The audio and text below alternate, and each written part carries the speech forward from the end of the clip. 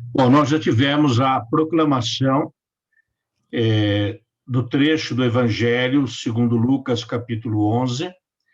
Vocês já fizeram uma discussão prévia nas salas, e agora, então, nós teremos uma apresentação do Jorge sobre esse trecho do Evangelho.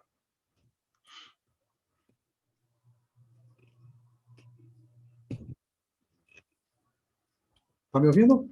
Sim, pode ir. Então vamos lá no Lucas, capítulo 11. O que nós estamos vendo aqui é o São Lucas mostrando uma pintura de Maria. Em Lucas 11, o ministério de Jesus começa a entrar em uma nova fase, onde os fariseus e escribas, intencionalmente, o testarão para condená-lo à morte. Os discípulos pedem a Jesus Cristo que lhes ensine a orar. Ao ver a necessidade e o anseio deles, o Senhor lhes apresenta a conhecida oração do Pai Nosso. Bom, a intenção de Jesus não é que nós fiquemos repetindo essa oração o tempo todo. Seu desejo é que sejamos capazes de compreender os princípios que estão contidos por trás de cada uma das palavras que fazem parte dela. Vejamos o que vai ser. Oração cristã. Se compararmos o texto de Lucas com o de Mateus, 6, 9 e 13, perceberemos que o de Lucas é bem mais curto e, na opinião dos estudiosos, reflete mais as próprias palavras de Jesus. A versão de Mateus é mais ampliada, provavelmente no uso da liturgia. Também a ocasião do ensino, segundo Lucas, parece a mais próxima da história. O fato de um discípulo pedir que Jesus ensine a rezar, como também João ensinou os discípulos dele, reflete não só o uso da época, mas também deixa claro que a oração cristã é original, baseada no projeto de Jesus e transmitindo o espírito que deve animar toda a vida de oração da comunidade. Nela, encontramos o endereço de cinco pedidos. O endereço. Paizinho. Assim soa em aramaico a palavra Abá, que é um diminutivo, o modo como as crianças se dirigem ao pai.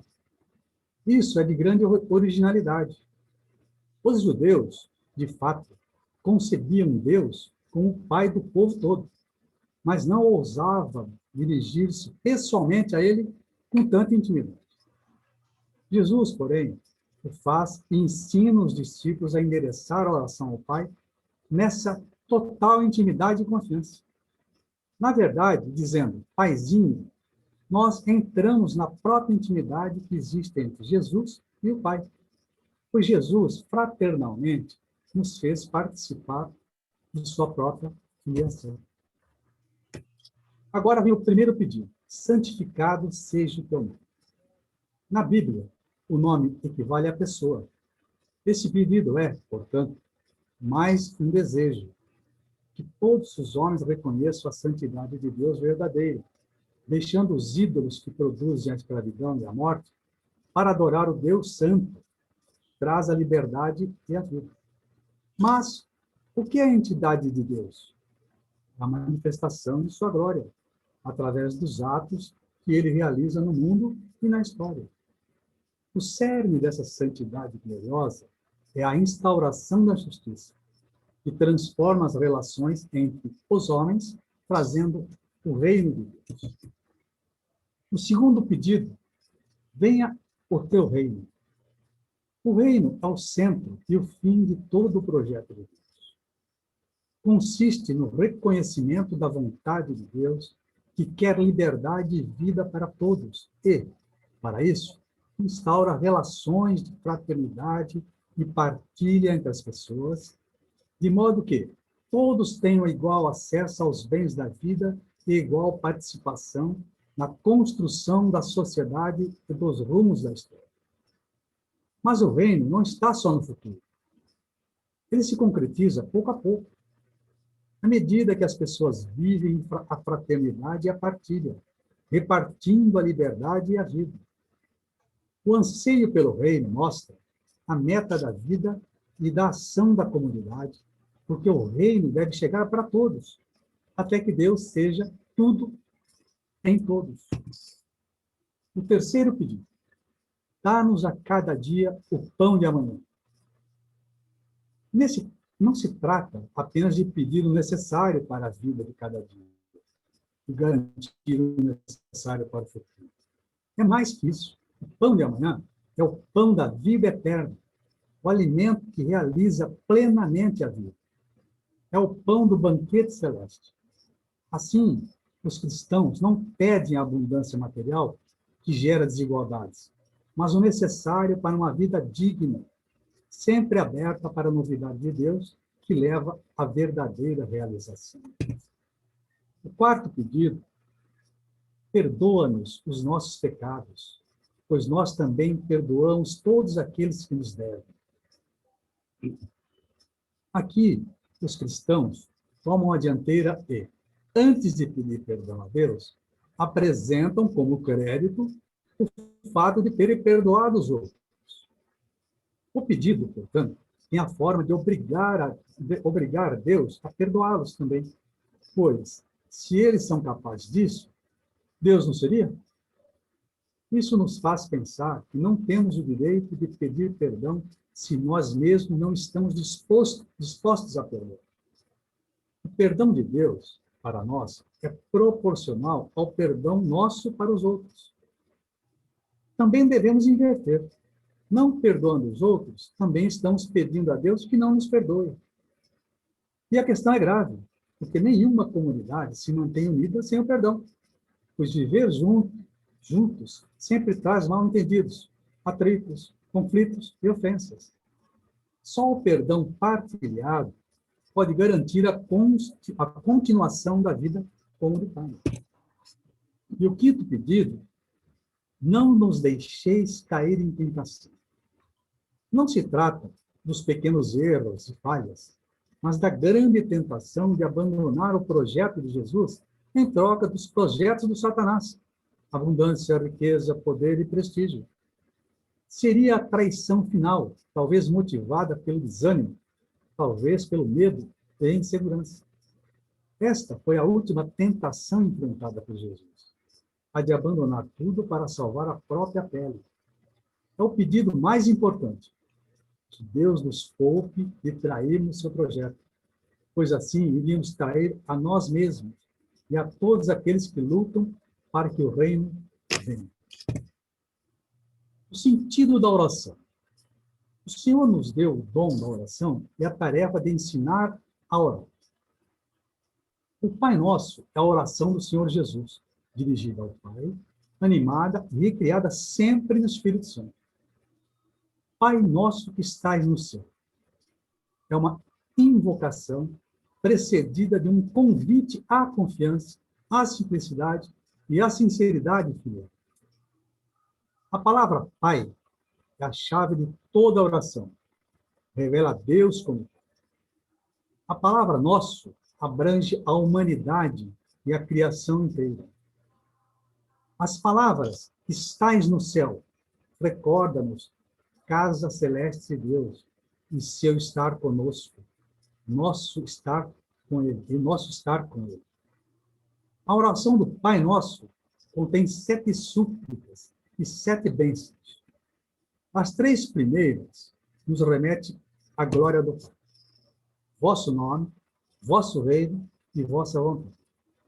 As outras 4 dizem respeito às necessidades da vida presente e à vitória final e futura. Venha a nós, perdoai-nos, não nos deixeis, livrai-nos. Trata-se de um diálogo entre vós, de Deus, e nós, da humanidade, que, como um pêndulo, une o céu e a terra. Aqui, nesse capítulo 11, também tem, nesse caso de Lucas 11, tem 3 parábolas. A primeira é a parábola do amigo persistente. Jesus continua ensinando aos seus discípulos sobre a importância da oração. Daí ele conta a parábola do amigo persistente para ilustrar a oração deve ser praticada. Muitos de nós cristãos, infelizmente, acabam desanimando e renunciando ao hábito da oração. Queremos resolver tudo à nossa própria força e achamos que o tempo que passamos orando é um desperdício, quando é, na verdade, o momento em que somos mais produtivos. Outro é o Jesus exorcizando o cego e mudo, em parábola do homem valente. Lucas relata, então, mais um exorcismo de Jesus, no qual ele expulsa um demônio do corpo de um garoto cego e mudo. Porém, alguns acusam-no de fazê-lo em nome de Beelzebul, e outros pediram-lhe sinais de seus poderes.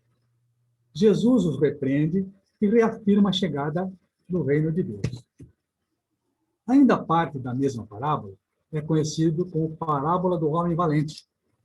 E nele Jesus profere um dos seus mais famosos ditos: quem não é por mim, é contra mim. E quem comigo não ajunta, espalha.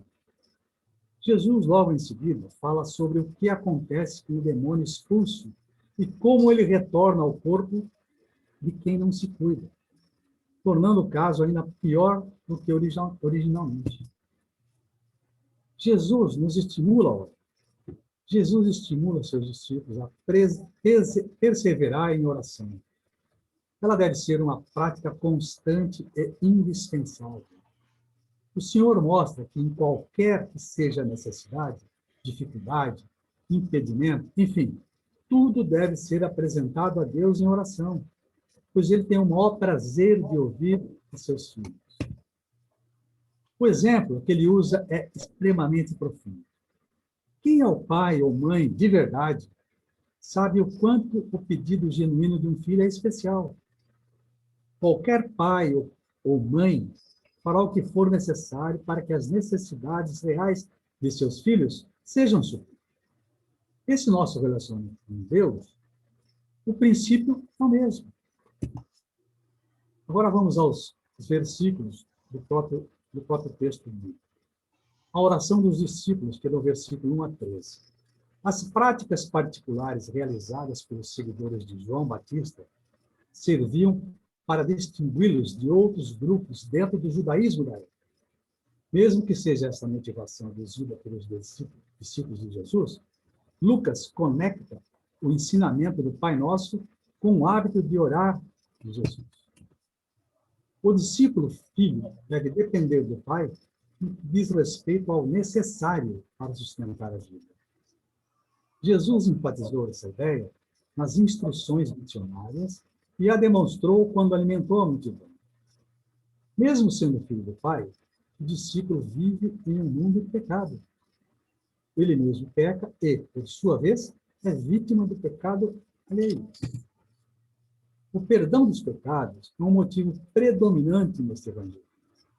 Usando o argumento do menor ao maior, Jesus afirma que a generosidade do Pai Celeste não pode ser meramente comparada a um pai humano. O que ele dá não se limita a tudo o que precisamos, mas se estende ao dom supremo do Espírito Santo, ou seja, o dom que se criará em novo tempo. O versículos 14 e 26 é Jesus e o poder de Deus. Jesus responderá a cada uma das reações que o exorcismo realizado desperta, nos versículos 17 e 26, sobre a fonte do sofrimento. Nos versículos 27 e 28, sobre o entusiasmo da multidão. Nos versículos 29 a 36, sobre a exigência de um sinal divino que autentique seu mistério. Para rebater a acusação incoerente de estar a serviço do Beelzebul, Jesus utiliza as figuras do reino dividido e da cidade ou casa arruinada. Sua resposta pressupõe que os nomes Beelzebul e Satanás são sinônimos. E Satanás é cabeça de um reino, cujos membros, os demônios, estão a serviço de sua vontade, e que esse reino está unido. Os versículos 27 e 28 é a melhor bem-aventurança. Enquanto assim falava, uma mulher levantou a voz no meio do povo e lhe disse: bem-aventurado o ventre que te trouxe e os peitos que te amamentaram. Mas Jesus replicou: antes bem-aventurados aqueles que ouvem a palavra de Deus e a observam. A exclamação entusiasta da mulher evoca a felicitação de Israel a Maria. A segunda bem-aventurança previne uma possível interpretação errônea da primeira, ao estabelecer prioridades. A mãe de Jesus é digna de louvor, não apenas por ter dado à luz a tal filho, mas porque ela pertence aos que ouvem a palavra de Deus, creem nela e a praticam. Os versículos 29 a 32 é o sinal do Filho do Homem. Dois aspectos da história de Jonas podem ser relacionados nesse contexto, com a vida de Jesus. Jonas proclamou a conversão aos habitantes de Nínive antes de serem julgados. Jonas tornou-se um sinal para o povo de Nínive por intermédio do seu resgate da morte por parte de Deus. A rainha do sul reconhece que a autoridade de Salomão tinha legitimidade divina. O povo de Nínive respondeu positivamente ao pedido de conversão feito por Jonas. Os versículos 33 a 36 é a parábola da lâmpada. Falamos muito nisso. Para compreender a afirmação de Jesus em suas implicações, é necessário saber que, naquela época, o olho era concebido como canal ou fonte de luz que tornava possível a visão. Portanto, o olho perverso ou doente é indicador de escuridão interna, que é o egoísmo, a avareza e a rebelião. Enquanto o olho simples ou são é evidência da luz interior, generosidade, sinceridade. Os versículos 37 a 53 é denúncias contra fariseu e especialistas da lei. Lavar as mãos antes da refeição não era uma questão de mera higiene. É símbolo que tem a ver com o sistema global de pureza. Como o jejum, ele servia como um recurso para estabelecer e manter o sentido de pertença a um grupo determinado. Como comportamento relacionado com o sistema de pureza, lavar as mãos antes da refeição não era uma exigência do Antigo Testamento. Jesus censura os fariseus por sua preocupação com a pureza ritual, que não considera a necessidade de integridade entre a constituição interior da pessoa e seu comportamento público. Ao aconselhar a esmola, expressão de solidariedade social, Jesus convida os fariseus, repletos de rapina e maldade, a estabelecerem práticas de reciprocidade positiva, pois eles tinham feito a observância da lei um meio de obter privilégios. Jesus os considera negligentes, presunçosos e perigosos para o povo, que não conseguia enxergar essa religiosidade de aparência. Sua crítica assume forma de julgamento profético na fórmula conhecida por ela. A crítica, se Jesus se aproveita da tradição a respeito do destino dos profetas enviados a um povo obstinado, seu fim é a morte, e enfatiza a cumplicidade dessa geração perversa na eliminação dos mensageiros de Deus. Eu falei para vocês...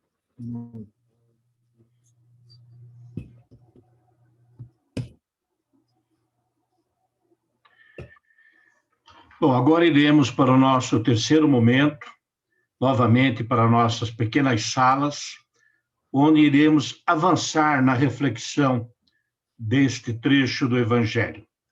Agora, sempre lembrando que é o momento de trazer para as nossas vidas o que esse trecho do Evangelho fala para mim hoje, que sentido ele tem para a minha vida, e que resposta eu quero dar a Deus sobre esta reflexão.